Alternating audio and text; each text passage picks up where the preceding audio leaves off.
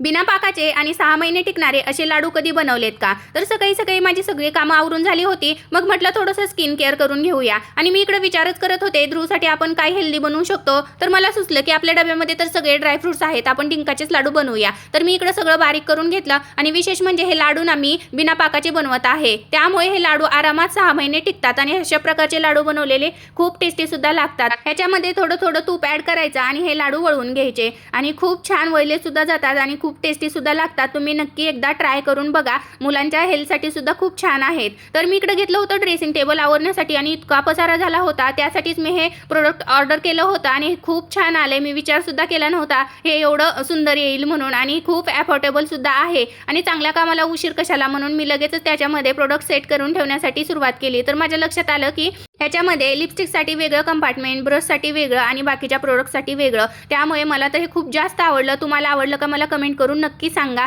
आणि माझे असेच ब्लॉग तुम्हाला पाहायला आवडत असतील तर लाईक, शेअर आणि सबस्क्राईब करा. चला बाय.